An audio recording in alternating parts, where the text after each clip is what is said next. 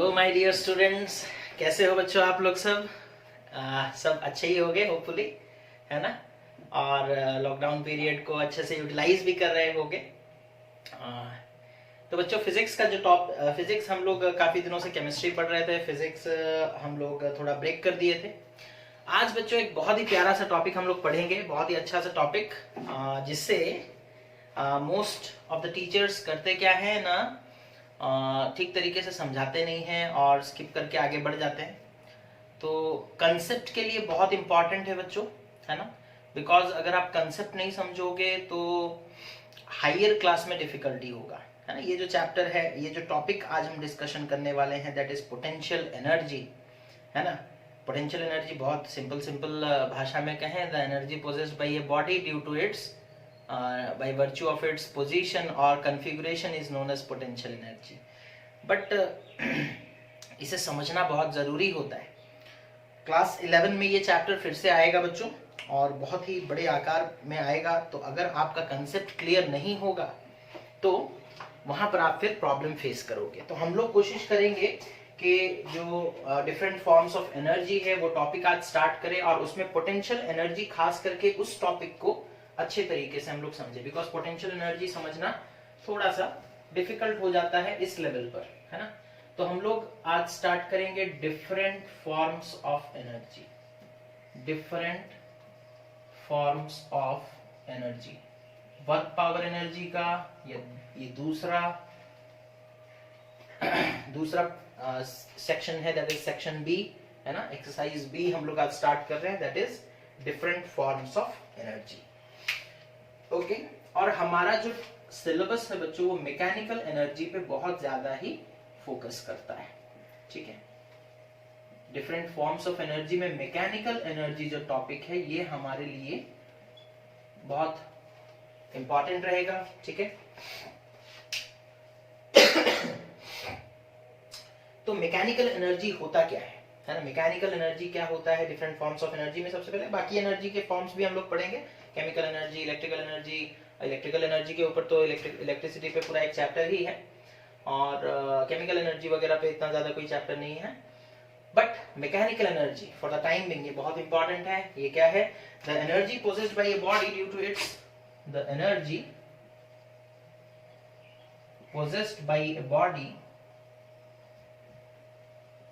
Body due to its state of rest or motion, due to its state of rest or motion, ठीक है। due to its state of rest or motion, ठीक है। इसे हम लोग कहते हैं क्या ना, मैकेनिकल एनर्जी। तो मैकेनिकल एनर्जी दो तरह के होते हैं, रेस्ट के वजह से होता है और एक मोशन की वजह से, है ना। रेस्ट में एक टर्म और भी आ जाता है, that is position and configuration, ठीक है। तो mechanical energy is further divided into two categories, that is potential energy and the other one is kinetic energy, kinetic energy.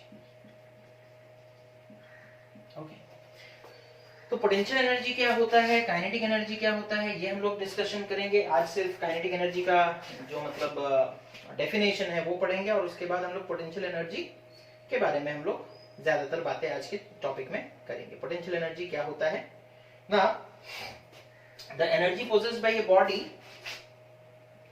The energy possessed by a body, okay, by virtue of its changed position,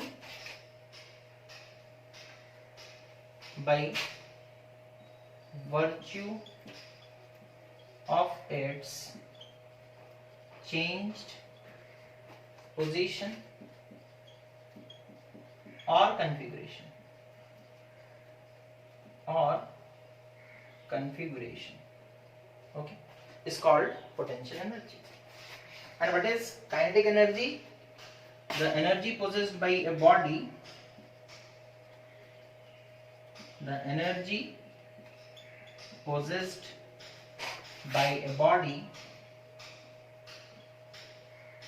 due to its motion is called kinetic energy. तो potential energy क्या हो गया? The energy possessed by a body by virtue of its changed position और configuration, है ना, is called potential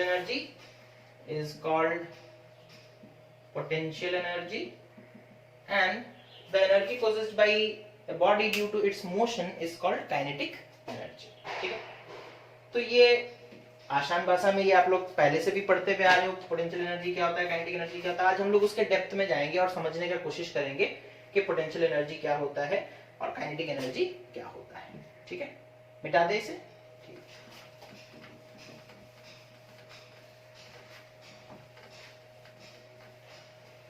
सबसे पहले हम लोग आज पढ़ेंगे potential energy. Potential energy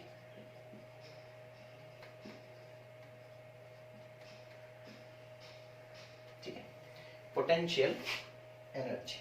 okay, तो पोटेंशियल एनर्जी देखो, हमारा जो पूरा यूनिवर्स है बच्चों, है ना, वो एक सिस्टम है। ओके, उसमें एक बॉडी दूसरे बॉडी को अट्रैक्ट करता है, एक बॉडी और दूसरे बॉडी के रेस्पेक्ट में अपना पोजीशन चेंज करता रहता है ना।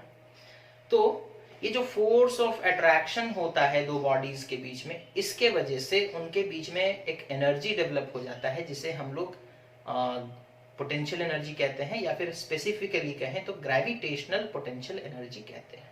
ठीक है, तो हमारा पूरा यूनिवर्स एक सिस्टम है in which every object is attracting the other object. Newton का लॉ भी है ना, universal gravitational law.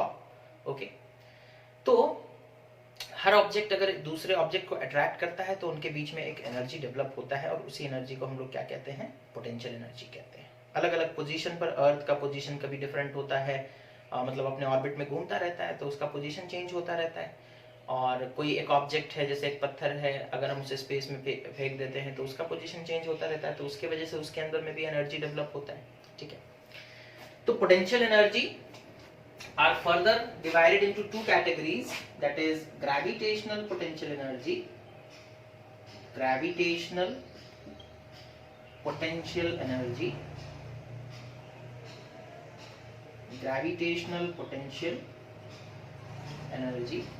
and the other one is elastic potential energy.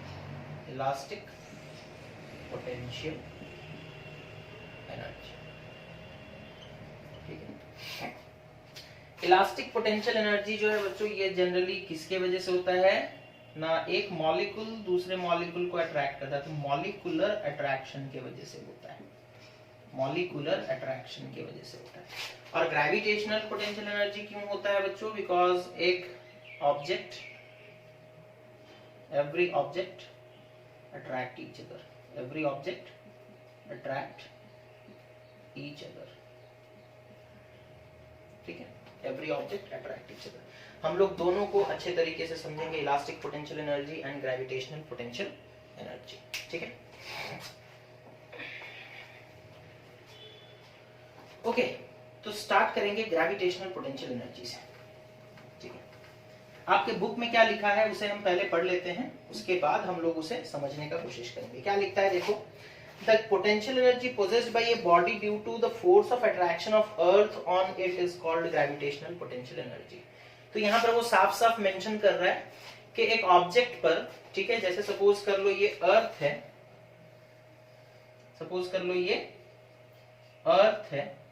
यहाँ कहीं पर सपोज कर लो एक ऑब्जेक्ट है, तो इस ऑब्जेक्ट को अर्थ, आपको पता है, अपनी सेंटर की तरफ अट्रैक्ट करता है विद ए फोर्स, है ना, with a force that is gravitational force, और इस फोर्स के वजह से उसके अंदर एक एनर्जी डेवलप होता है जिसे हम लोग कहते हैं ग्रेविटेशनल पोटेंशियल एनर्जी। ठीक है, यहां तक समझ में आ गया। उसके बाद वो क्या लिखता है देखो, the gravitational potential energy of a body is zero when it is at infinity, है ना। तो वो क्या कह रहा है देखो, वो कह रहा है कि अर्थ का ग्रेविटी का एक फील्ड है ना, जैसे सपोज कर लो ये अर्थ है, ठीक है, सपोज कर लो ये अर्थ है, उसका फील्ड यहां तक सीमित है, यानी कि इसके अंदर अगर कोई ऑब्जेक्ट आता है तो वो अपना ग्रेविटेशनल फोर्स उसके ऊपर डाल सकता है। अगर सपोज कर लो यहां पर हम कोई ऑब्जेक्ट रख दे तो अर्थ उसे अट्रैक्ट नहीं करेगा। और ग्रेविटेशनल पोटेंशियल एनर्जी जो होता है, gravitational potential energy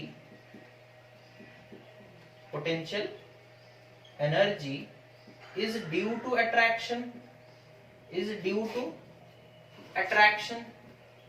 between earth and other objects है। तो ग्रेविटेशनल पोटेंशियल एनर्जी का तो मूल कारण क्या है कि अर्थ और दूसरे ऑब्जेक्ट के बीच में अट्रैक्शन होगा तो ग्रेविटेशनल पोटेंशियल एनर्जी क्रिएट होगा। लेकिन अगर सपोज कर लो ऑब्जेक्ट जो है वो इंफिनिटी पर है, कहां है, इंफिनिटी का मतलब होता है यहां पर क्या ना, अर्थ के पोटेंशियल एनर्जी का जो फील्ड है, यहां पर रख दोगे ऑब्जेक्ट को, अर्थ उसे खींच लेगा, यहां पर रख दोगे ऑब्जेक्ट को, अर्थ उसे खींच लेगा। लेकिन यहां पर रखोगे तो अर्थ नहीं खींच पाएगा, बिकॉज उसके फील्ड के बाहर चला गया, उसका पहुंच नहीं है वहां तक। ठीक है, तो अगर किसी ऑब्जेक्ट को हम लोग इंफिनिटी पे रख देते हैं बच्चों, तो अर्थ उसे अट्रैक्ट नहीं कर पाएगा, तो यहां पर उसका ग्रेविटेशनल पोटेंशियल एनर्जी कितना हो जाएगा, जीरो। कितना हो जाएगा, जीरो। ठीक है, ये एक एजम्पशन है। ये क्या है, टू बी वेरी स्पेसिफिक, ये साइंटिस्ट लोगों का एक एजम्पशन है कि इंफिनिटी में ग्रेविटेशनल पोटेंशियल एनर्जी जीरो हो जाता है। ठीक है, ये मान लेते हैं हम लोग। ओके, ठीक है। अब यहां पर वो क्या लिखता है, देखो, at a finite distance from earth the gravitational potential energy of a body is negative. Important point है, वो बोल रहा है at a finite distance, suppose यहां पर, इंफिनिटी पे नहीं, फाइनाइट डिस्टेंस, यहां से यहां पर, इस पॉइंट पर जो ग्रेविटेशनल पोटेंशियल एनर्जी होगा वो नेगेटिव होगा। क्या होगा, नेगेटिव होगा। कैसे होगा, इस चीज को कोई नहीं समझाता है ना, बोल देते याद कर लो। ठीक है, नेगेटिव होगा। कैसे होगा वो चीज हम लोग ध्यान में रखेंगे, अभी ध्यान में रखो, इस चीज को हम लोगों को समझना है। उसके बाद क्या लिखता है, देखो, as the distance of the body from the surface of earth increases, जैसे जैसे ऑब्जेक्ट, सपोज ऑब्जेक्ट पहले यहां पर है, फिर बाद में यहां पहुंचा, फिर बाद में यहां पहुंचा, फिर बाद में यहां ऊपर जा रहा object, as the distance of the body from the surface of earth increases the force of attraction of earth decreases, है ना, फोर्स ऑफ अट्रैक्शन घटता जाएगा। और कह रहा है कि पोटेंशियल एनर्जी इंक्रीज होगा, पोटेंशियल एनर्जी इंक्रीज होगा। क्या होगा, इंक्रीज होगा। ठीक है, मतलब यहां पर पोटेंशियल एनर्जी जितना है, ठीक है, सपोज उसे हम लिख रहे हैं पोटेंशियल एनर्जी 1, यहां पर पोटेंशियल एनर्जी जितना है, सपोज उसे लिख रहे हैं पोटेंशियल एनर्जी 2, यहां पर पोटेंशियल एनर्जी जितना है वहां उसे सपोज हम लिख रहे हैं पोटेंशियल एनर्जी 3, यहां पर पोटेंशियल एनर्जी जितना है सपोज उसे हम लिख रहे हैं पोटेंशियल एनर्जी 4। ठीक है, अब वो क्या लिख कह रहा है कि पोटेंशियल एनर्जी इंक्रीज करेगा, यानी कि potential energy 4 is greater than potential energy 3 is greater than potential energy 2 is greater than potential energy eight point 1, है ना। This is point 1, this is point 2, this is point 3 and this is point 4। वो कह रहा है जैसे जैसे तुम अर्थ के सरफेस से ऊपर जाओगे पोटेंशियल एनर्जी इंक्रीज करेगा and the negative value will decrease, negative value will decrease. ठीक है, नेगेटिव वैल्यू यानी कि यहाँ पर जो भी नेगेटिव वैल्यू है वो घटता जाएगा। ठीक है, नेगेटिव वैल्यू घटेगा तभी तो पॉजिटिव वैल्यू बढ़ेगा, तभी तो पॉजिटिव वैल्यू बढ़ेगा। इतना समझ में आ गया आप लोगों को। ठीक है, अभी तक ये वो कह रहा है। उसके बाद वो क्या कहता है बच्चों, देखो, the gravitational potential energy of a body at a point is the amount of work done by the force of attraction of earth and bringing that body from infinity to that point। ये definition आप लिखोगे अपने exam में, what is gravitational potential energy at a point का definition है ये, है ना। किसका definition है, gravitational potential energy at a point। ठीक है, इस चीज को आप लोग नोट कर लिए होंगे, या फिर हम यहाँ पर लिख देते हैं gravitational potential energy at a point। Okay, gravitational, हम जीपीई लिख रहे, gravitational potential energy of a body at A point, of a body at A point is the amount of work done, is the amount of work done in bringing the body in bringing the body, okay, from infinity to that point.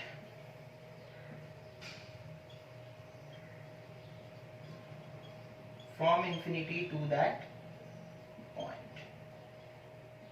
Okay, book में आप लोग देख सकते हो, definition दिया गया है, वहां से भी आप लोग नोट कर लोगे, है ना। ग्रेविटेशनल पोटेंशियल एनर्जी क्या होता है ना, it is the amount of work done by the gravitational force of earth in bringing the body from infinity to that point. Okay, अब इस चीज को हम लोग समझते हैं, इतना नोट कर लो पहले आप लोग। ओके, ठीक।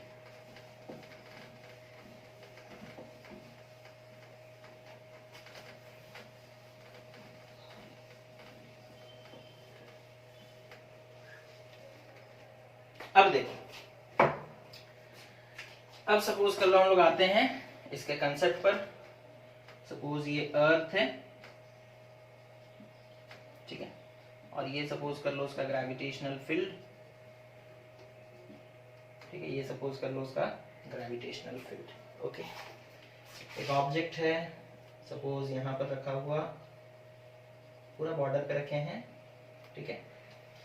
अब अभी इस ऑब्जेक्ट पर अर्थ कोई भी फोर्स ऑफ अट्रैक्शन नहीं डाल रहा है नहीं, ठीक है। हम उसे जस्ट अंदर की तरफ ले आते हैं, ऑब्जेक्ट को जस्ट अंदर की तरफ ले आए। At this moment what will happen, the earth will start attracting the object towards its centre. The earth will start attracting the object towards its centre with a force that is gravitational force, Fg, gravitational force। अच्छा बताओ बच्चों, हम लोग क्या पढ़ रहे हैं, potential energy. तो जब हम लोग पोटेंशियल एनर्जी पढ़ते हैं उस वक्त हमें काइनेटिक एनर्जी को कांस्टेंट रखना पड़ेगा। क्या करना पड़ेगा, सपोज कर लो यहां से यहां तक लाने में वर्क डन करेंगे, है ना। अगर हम डेफिनेशन में क्या लिखे, the work done, gravitational potential energy क्या है, gravitational potential energy is equal to the work done, है ना, it is equal to the work done. Okay, अच्छा यहां से यहां तक अगर सपोज इस पॉइंट तक हम लोग ऑब्जेक्ट को लेकर के आते हैं, ठीक है, यहां से यहां तक, तो ग्रेविटेशनल फोर्स जो है इस बॉडी के ऊपर वर्क करेगा और यहां से यहां लेकर के आएगा। लेकिन अगर सपोज कर लो यहां से यहां लाने में, ठीक है, एक्सेलरेशन होगा तो उसका वेलोसिटी चेंज होने लगेगा। वेलोसिटी क्या होने लगेगा, चेंज होने लगेगा। दैट मींस यहां से यहां लाते वक्त जो वर्क डन होगा, वर्क डन दो पार्ट में डिवाइड हो जाएगा, एक पोटेंशियल एनर्जी में और दूसरा काइनेटिक एनर्जी में, ठीक है। तो फिर क्या ये डेफिनेशन सही होगा, gravitational potential energy is equal to work done? No, because work done is getting converted into two things, that is gravitational potential energy as well as kinetic energy। तो यहां से अगर बॉडी यहां तक जाता है विथ एक्सेलरेशन, स्पीड चेंज हो रहा है, तो काइनेटिक एनर्जी चेंज होगा। बट अगर काइनेटिक एनर्जी चेंज हो गया, दैट मींस हमारा वर्क डन काइनेटिक एनर्जी में भी कन्वर्ट हो जाएगा, हमारा work done gravitational potential energy में भी कन्वर्ट होगा। तो in that case we cannot say that the work done is equal to only gravitational potential energy।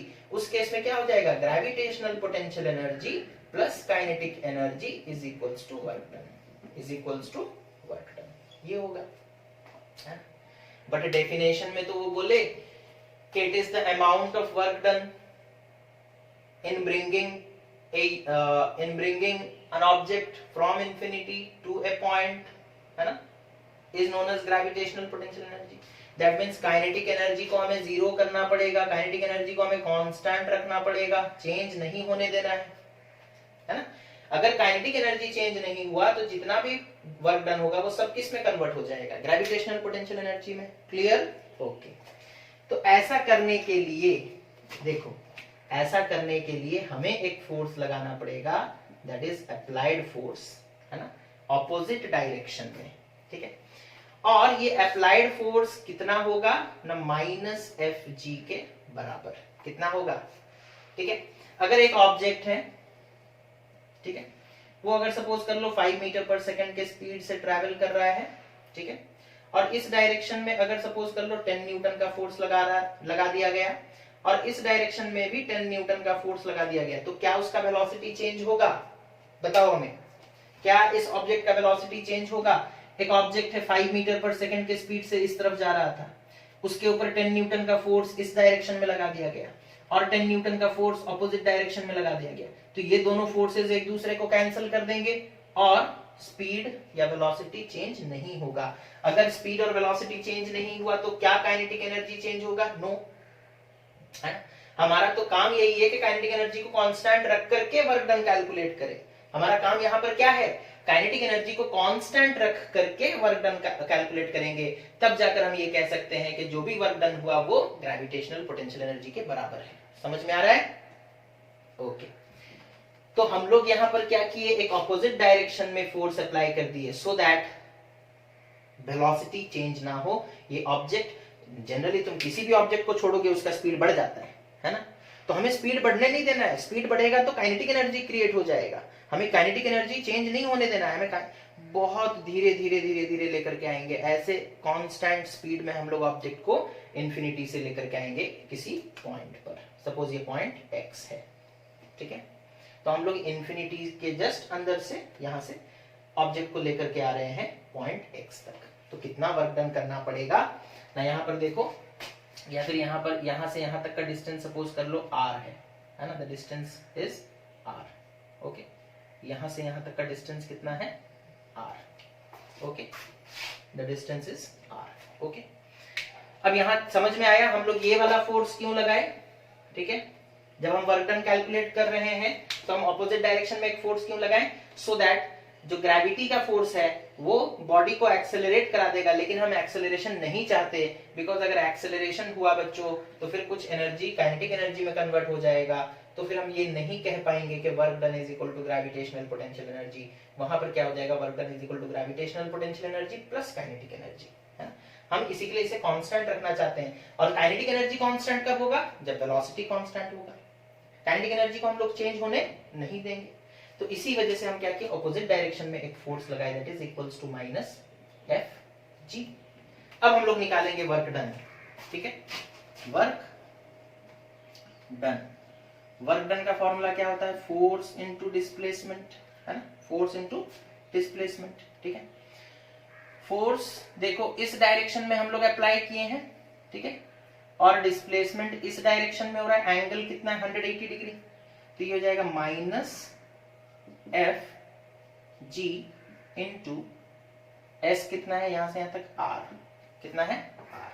समझ में आ गया? तो वर्क डन कितना आया? Work done is equals to minus F G into R. Okay, और फिर यही वर्क डन तो ग्रेविटेशनल पोटेंशियल एनर्जी, तो हम लिखेंगे gravitational potential energy is equals to minus F G into R, minus F G into R. तो negative आ रहा है ग्रेविटेशनल पोटेंशियल एनर्जी, नेगेटिव आ रहा है ग्रेविटेशनल पोटेंशियल एनर्जी, ठीक है? तो अब देखो, अब सपोज कर लो, हम लोग एग्जांपल लेते हैं, ठीक है? हमें बोला गया find the gravitational potential energy at A, suppose यहां से सपोज कर लो हम लोग 1000 मीटर अंदर आए, 1000 मीटर अंदर आए, इस पॉइंट पर ग्रेविटेशनल पोटेंशियल एनर्जी कितना है निकालना है। और सपोज कर लो हम लोग यहां से सपोज 10,000 मीटर अंदर आए, ठीक है, इंफिनिटी से, और यहाँ पर ग्रेविटेशनल पोटेंशियल एनर्जी कितना है वो हमें निकालना है। और सपोज हमें दिया गया है force due to gravity is 10 to the power 5 newton, मान लेते हैं इसे, ठीक है? हम लोग को बस समझना है कंसेप्ट, ठीक है? तो इस पॉइंट पर ग्रेविटेशनल पोटेंशियल एनर्जी कितना होगा देखो, ठीक है? इस चीज को हम मिटा रहे हैं, okay?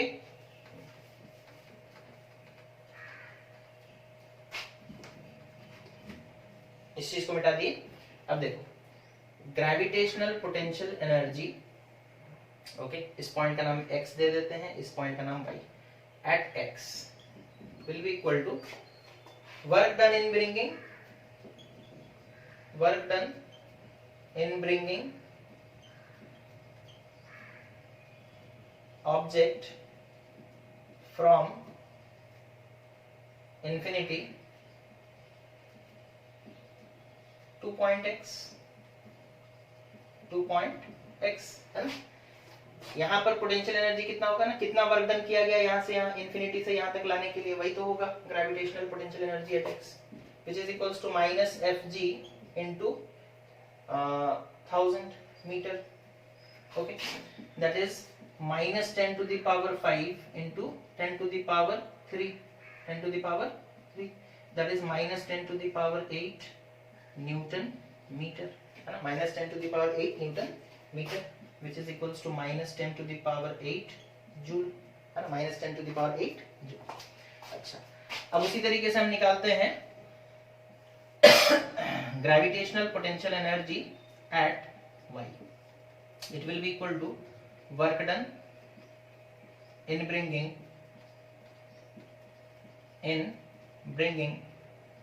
the object from infinity to point y. Okay. अच्छा, it will be equal to how much? Minus Fg into 10,000 meter, and that is minus 10 to the power 5 into 10 to the power 4, that is minus 10 to the power 9 joule, है ना, ठीक है। तो अब देखो, अगर आप इन्फिनिटी से 1000 मीटर अंदर आते हो तो वर्क डन कितना होता है, minus 10 to the power 8 joule, और अगर आप इन्फिनिटी से 10,000 मीटर अंदर आते हो तो वर्क डन कितना होता है, minus 10 to the power 9 joule, है ना। अब अच्छा, अब हमें आप बताओ, जब आप अर्थ के सरफेस से निकलोगे तो पहले ये पॉइंट y पॉइंट आएगा जब हम अर्थ से ऊपर की तरफ जाएंगे, ठीक है। अर्थ से जब हम ऊपर की तरफ जाएंगे तो पहले y पॉइंट आएगा, वहां पे पोटेंशियल एनर्जी कितना है, minus 10 to the power 9 joule. उसके बाद बच्चों x पॉइंट आएगा, बिकॉज अर्थ से जब आप मूव करोगे तो पहले ये पॉइंट आएगा, फिर बाद में ये वाला पॉइंट आएगा। इन्फिनिटी से ये पॉइंट पहले है, लेकिन अर्थ से तो ये पॉइंट दूरी पे है, समझ में आ रहा है।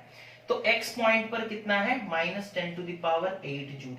अब आप हमें बताओ, minus 10 to the power 9 बड़ा है या minus 10 to the power 8 बड़ा है, तो आप बोलोगे कि minus 10 to the power 8 बड़ा है, बोलोगे या नहीं। दैट मीन्स अर्थ से जिसका हाइट ज्यादा होगा उसका पोटेंशियल एनर्जी ज्यादा होगा, उस पॉइंट का पोटेंशियल एनर्जी ज्यादा होगा। अर्थ से जिसका हाइट कम होगा उस पॉइंट पर पोटेंशियल एनर्जी क्या होगा, कम होगा। तो हम लोग अर्थ से, ठीक है, लिखा था ना वहां पर, as the distance of the body from the surface of earth increases, है ना, अर्थ के सरफेस से डिस्टेंस अगर इंक्रीज हुआ तो potential energy, gravitational potential energy भी इंक्रीज होगा, ग्रेविटेशनल पोटेंशियल एनर्जी भी इंक्रीज होगा, है ना। हम लोग देखे, अर्थ से जब हम लोग y पॉइंट पर पहुंचे तो पोटेंशियल एनर्जी कितना था, minus 10 to the power 9, और ऊपर गए यानी कि सरफेस से और ऊपर गए तो क्या हो रहा है, x पॉइंट पर पहुंचे और वहां पर पोटेंशियल एनर्जी कितना है, minus 10 to the power 8, बढ़ा पोटेंशियल एनर्जी, है ना। और नेगेटिव, उसके बाद वहां पर देखो वो क्या लिखा है, and it's gravitational potential energy increases, that is the negative value of gravitational potential energy decreases. Negative value decrease हुआ, समझ में आया ये चीज। बहुत ही कंसेप्ट है बच्चों, बहुत ही कंसेप्चुअल है। अगर ये चीज आप लोग समझ गए होंगे तो बहुत अच्छी बात है, ठीक है। एक बार में समझ में नहीं आ रहा, वीडियो को दोबारा से देखो, ठीक है, बट इस चीज को समझो, इस चीज को स्किप मत करो, बिकॉज यही कंसेप्ट है। अगर ये कंसेप्ट आप कैरी नहीं करोगे तो फिर हायर क्लासेस में कॉम्पिटिटिव लेवल पर आप डिफिकल्टी फेस करोगे, है ना। समझ में आ गया, ओके। और एक इंपॉर्टेंट चीज यहां पर यह है कि हम लोग जो कैलकुलेशन करते हैं, हम लोग हमेशा पोटेंशियल डिफरेंस कैलकुलेट करते हैं, ठीक है। एट ए पॉइंट यहां पर हम लोग 0 मान लिए थे, इसी के लिए यहां पर जो वैल्यू आया, ठीक है, वो डायरेक्टली हम लोग कैलकुलेट कर पाए। अगर यहां पर भी कुछ पोटेंशियल एनर्जी होता, फिर यहां से यहां आने में कुछ और भी पोटेंशियल एनर्जी चेंज होता, तो पोटेंशियल एनर्जी का चेंज हम लोग यहां पर कैलकुलेट कर रहे हैं। क्योंकि ये 0 है तो ये वाला टर्म गायब हो जा रहा है ना। तो ये एजम्पशन बहुत इंपॉर्टेंट है, that is the potential energy at infinity is zero. और एक एजम्पशन हम लोग लेंगे, that is the potential energy at the surface of earth is zero, है ना। खत्म हो गया, ये समझ में आ गया? नहीं समझ में आया दोबारा इस वीडियो को देखो। ओके, मिटा रहे हो।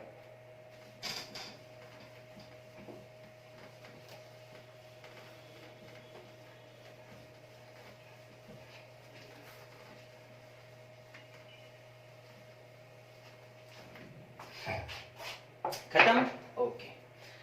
उसके बाद है बच्चों इलास्टिक पोटेंशियल एनर्जी।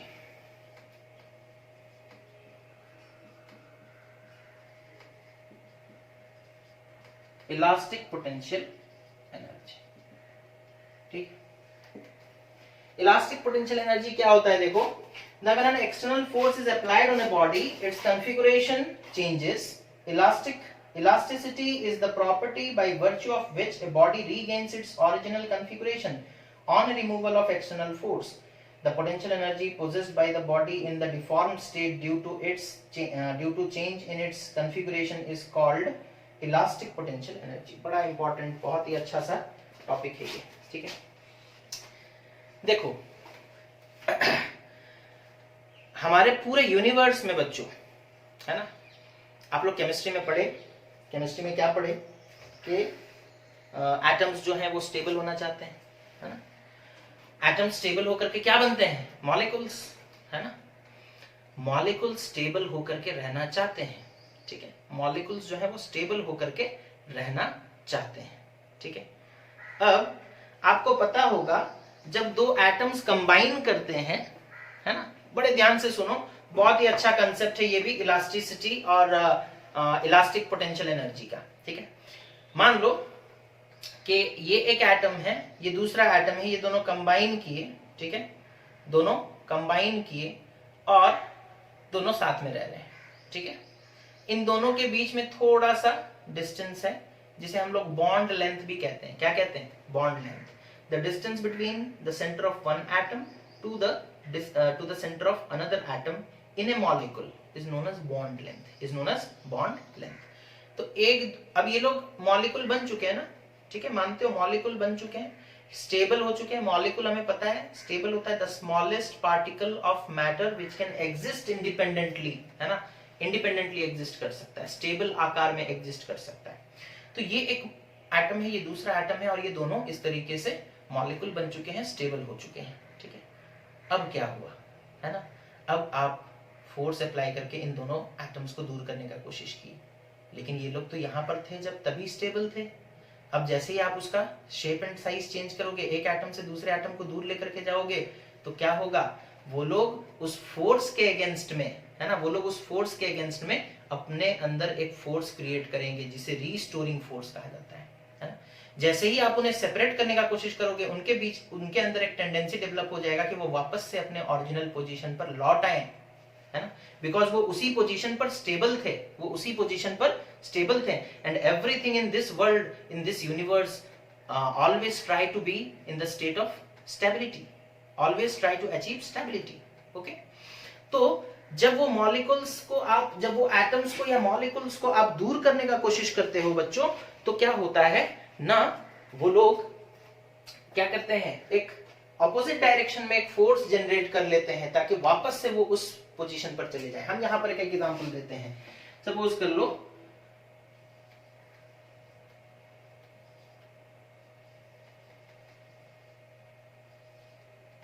इस तरीके से हम कुछ एटम्स को शो कर रहे हैं बच्चों, ठीक है।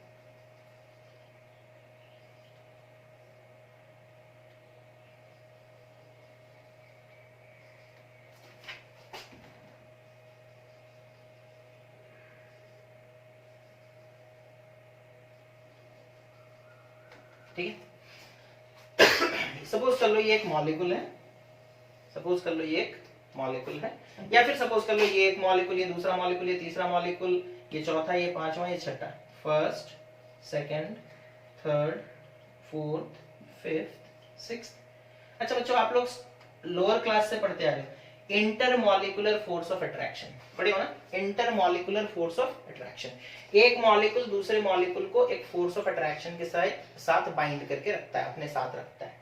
हम लोग यहाँ पर उस बाइंडिंग फोर्स को एक स्प्रिंग के आकार में शो किए, है ना। जैसे स्प्रिंग दूसरे ऑब्जेक्ट को होल्ड करके रख सकता है ना। स्प्रिंग, आप एक स्प्रिंग ले लो, उसे एक हुक में लगा दो और नीचे एक ऑब्जेक्ट लटका दो, तो वो स्प्रिंग उसे पकड़ कर रख सकता है ना, वो कैपेसिटी है ना उसके पास, ऑब्वियसली। तो यहाँ पर एक मॉलिक्यूल और दूसरे मॉलिक्यूल के बीच में जो फोर्स ऑफ अट्रैक्शन है उसे हम लोग क्या कर रहे हैं ना, एक स्प्रिंग के आकार में शो कर रहे हैं, ठीक है। अब ये मॉलिक्यूल स्टेबल है, this molecule is in stable condition, this molecule is in stable condition, है या नहीं, मॉलिक्यूल स्टेबल है ना, ओके। अब हम क्या करते हैं बच्चों ना, इधर इधर चारों तरफ से फोर्स लगाते हैं, ठीक है, चारों तरफ से फोर्स लगाते हैं, इस मॉलिक्यूल को दूर दूर लेकर के जाने का कोशिश करते हैं, ठीक है। इन मॉलिक्यूल्स को हम लोग दूर लेकर के जाने का कोशिश करते हैं, बट होगा क्या, जैसे ही आप दूर लेकर के जाने का कोशिश करोगे, ये स्प्रिंग एक्शन यहाँ पर हो रहा है ना, एक मॉलिक्यूल दूसरे मॉलिक्यूल को एक फोर्स के साथ अट्रैक्ट करता है, जैसे ही आप इसे यहाँ से दूर लेकर जाने का कोशिश करोगे, ऑपोजिट डायरेक्शन में एक फोर्स क्रिएट हो जाएगा, है ना, ऑपोजिट डायरेक्शन में एक फोर्स क्रिएट हो जाएगा, है ना। तो यहाँ पर हम लोग देखते हैं that substances, okay, or substances, different substances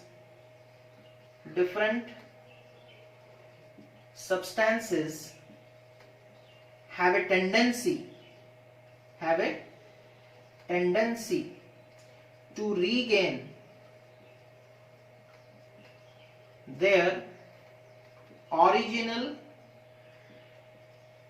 shape when the deforming force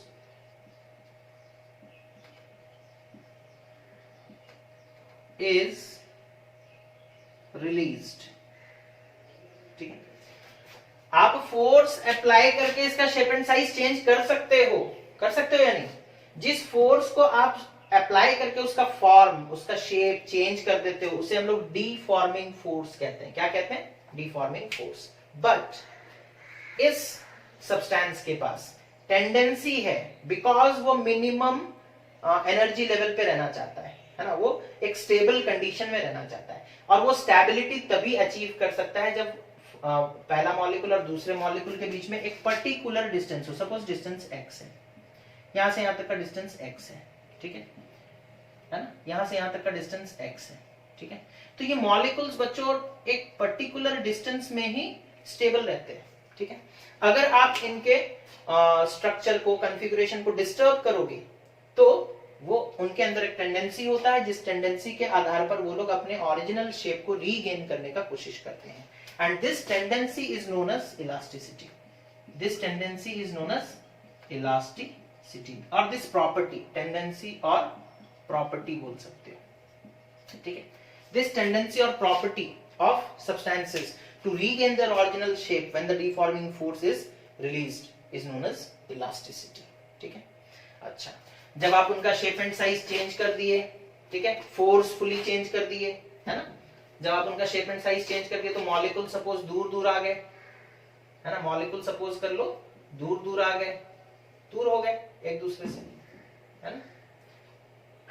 आपने फोर्स अप्लाई किया और मॉलिक्यूल्स को दूर कर दिया, ठीक है, सपोज बाद में वो ऐसे हो गए, दूर दूर आ गए,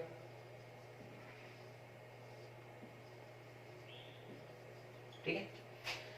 जब दूर दूर आ जाएंगे बच्चों तो फोर्स ऑफ अट्रैक्शन घटेगा, फोर्स ऑफ अट्रैक्शन घटेगा।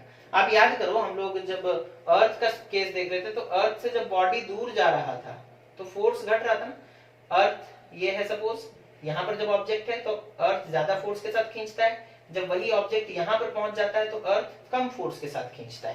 उसी तरीके से मॉलिक्यूल्स को जब आप दूर कर दोगे तो उनके बीच में फोर्स ऑफ अट्रैक्शन क्या हो जाएगा? घट जाएगा। और यहाँ पर देखो, बहुत ही रिलेटिव स्टडी है बच्चों। अर्थ से जब ऑब्जेक्ट दूर जाता था फोर्स घटता था और पोटेंशियल एनर्जी बढ़ जाता था, पोटेंशियल एनर्जी बढ़ जाता था। यहाँ पर भी वैसा ही होगा, हालांकि थोड़ा डिफरेंस भी है, वो भी हम लोग बताएंगे। जैसे ही आप एक मॉलिक्यूल को दूसरे मॉलिक्यूल से दूर करोगे तो उनका पोटेंशियल एनर्जी बढ़ जाएगा, है? और एनर्जी जब बढ़ जाता है तो सिस्टम अनस्टेबल हो जाता है। सिस्टम क्या हो जाता है? अनस्टेबल। वापस से वो अपने स्टेबिलिटी को मेंटेन करने के लिए क्या करेगा? एक फोर्स लगाएगा, एक फोर्स लगाएगा। समझ में आ रहा है? और उस फोर्स के बदौलत वो अपना शेप एंड साइज वापस से रीगेन कर सकता है, और उस प्रॉपर्टी को इलास्टिसिटी कहते हैं। और कैसे पोटेंशियल एनर्जी बढ़ रहा है सिस्टम का वो आप समझ गए, है ना? तो जब हम लोग फोर्सफुली, जब हम लोग एक्सटर्नल फोर्स लगा करके किसी सिस्टम को, किसी सब्सटेंस को, उसका शेप एंड साइज चेंज करते हैं बच्चों, तो उनका पोटेंशियल एनर्जी चेंज हो जाता है, उनका पोटेंशियल एनर्जी चेंज हो जाता है। समझ में आया? एंड बिकॉज डिस्टेंस चेंज हो रहा है तो force, intermolecular force of attraction change होगा, और फोर्स ऑफ अट्रैक्शन चेंज हो गया बच्चों तो पोटेंशियल एनर्जी भी सिस्टम का चेंज हो जाएगा। इस केस में इंक्रीज होगा, इस केस में इंक्रीज होगा। समझ में आ गया? और फिर यहां पर बुक में एक चीज के बारे में बताया है इलास्टिसिटी के बारे में। इलास्टिसिटी क्या है वो आप लोगों को यहां पर समझा दिया गया। होपफुली आप लोगों को इलास्टिसिटी समझ में आ गया होगा। समझ में आया? अगेन, अगर सब्सटेंस को आप कंप्रेस करते हो तो वापस से वो एक्सपैंड होने का कोशिश करता है। यानी कि मॉलिक्यूल्स देखो, हम बोल रहे थे एक मॉलिक्यूल और दूसरे मॉलिक्यूल के बीच में सपोज डिस्टेंस x है, और इसी डिस्टेंस पे वो स्टेबल है। आप डिस्टेंस घटा दोगे तब भी वो अनस्टेबल हो जाएगा, आप डिस्टेंस बढ़ा दोगे तब भी वो अनस्टेबल हो जाएगा। वो वापस से उतने ही डिस्टेंस पर आने का कोशिश करेगा। उस टेंडेंसी को बच्चों इलास्टिसिटी कहते हैं। तो आप पूछोगे कि क्या सर अगर हम किसी चीज को कंप्रेस कर देंगे तो क्या उसके अंदर इलास्टिसिटी वाला प्रॉपर्टी डेवलप होगा? ऑब्वियसली होगा, है ना? स्प्रिंग को देखो, आप जब कंप्रेस कर देते हो वापस से वो अपने ओरिजिनल शेप में आने का कोशिश करता है। दैट मींस जब आप स्प्रिंग को कंप्रेस करते हो तब भी उसके अंदर पोटेंशियल एनर्जी डेवलप हो जाता है। जब स्प्रिंग को आप एक्सपैंड करते हो तब भी उसके अंदर पोटेंशियल एनर्जी डेवलप हो जाता है। क्यों होता है वो समझ में आ रहा है? Due to the property of elasticity, due to the property of elasticity, है ना?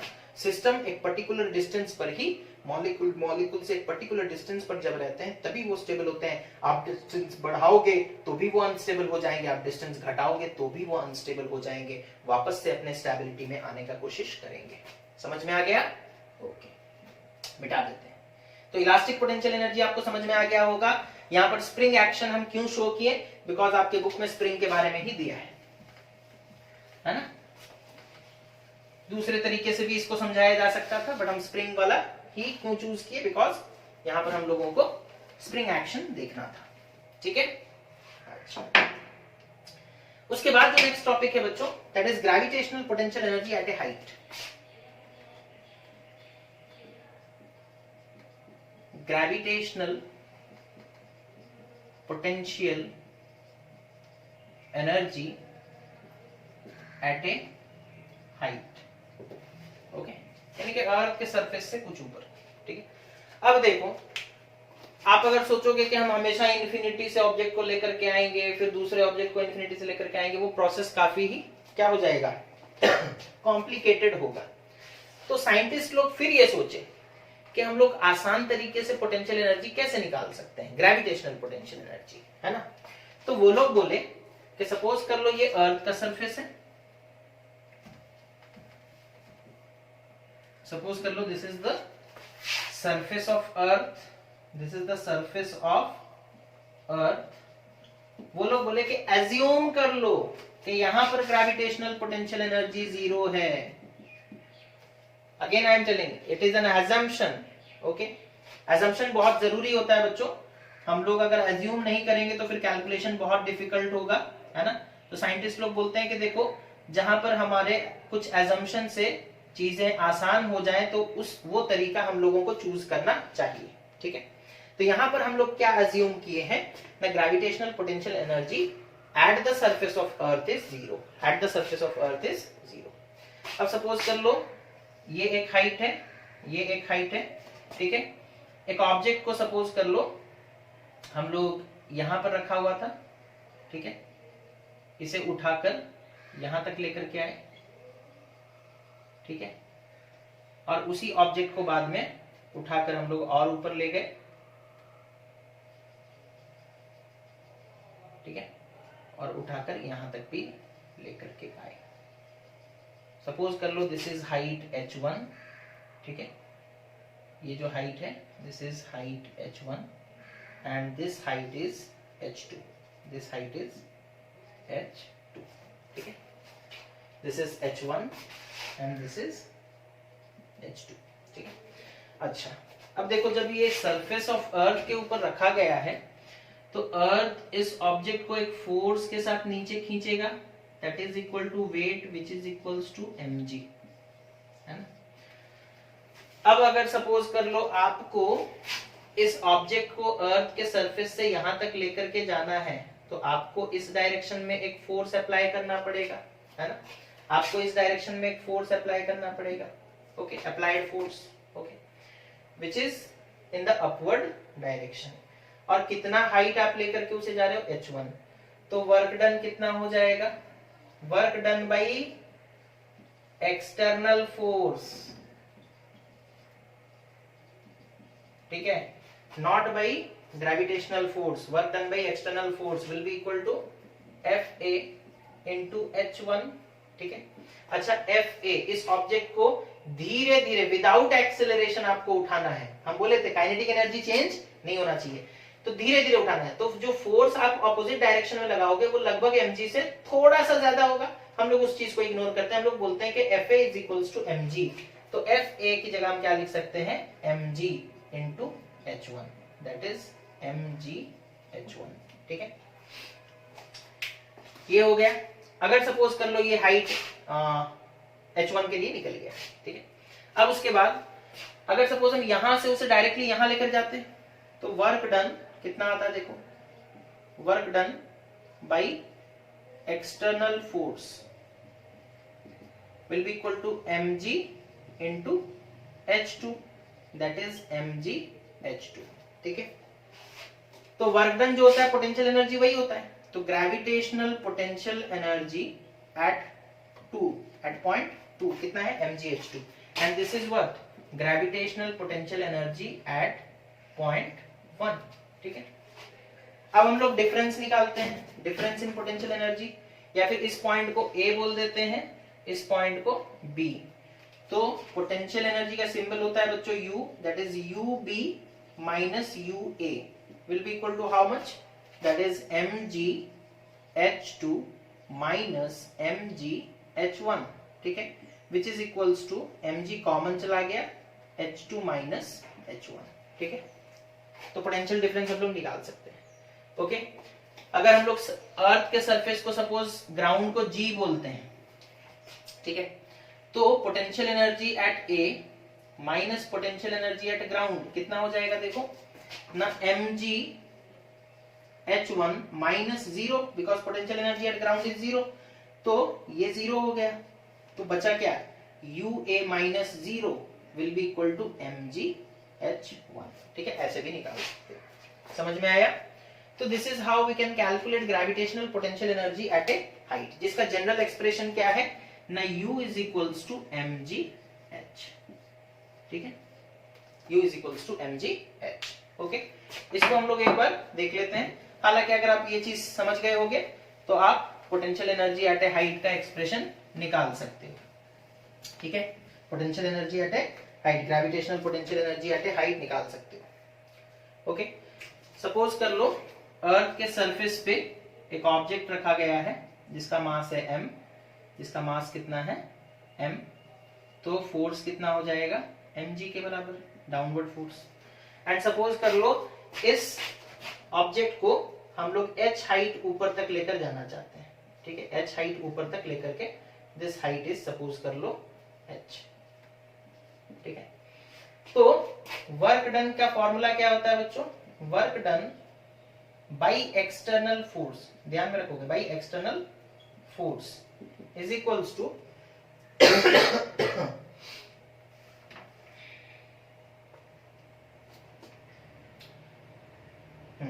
Work done by external force will be equal to, just इसके बराबर होगा, work done by external force is equals to force into displacement, force into displacement, यही formula है ना।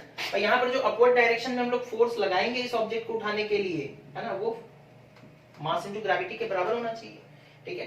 तो यहाँ पर हम लोग लिखे mg और हाइट, डिस्प्लेसमेंट कितना हुआ है, h हाइट ऊपर गया तो h, तो u इज इक्वल्स टू, और work done is equals to कितना निकला, mg h, and since work done is nothing but the gravitational potential energy, so we can write that gravitational potential energy is equals to mg h.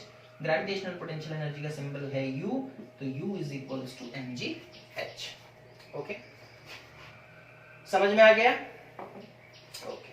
अगर object ऊपर से नीचे आ रहा है, suppose पहले height h2 पे था, बाद में वो पहुंचा हाइट h1 पे, ठीक है, तो decrease in potential energy, decrease in potential energy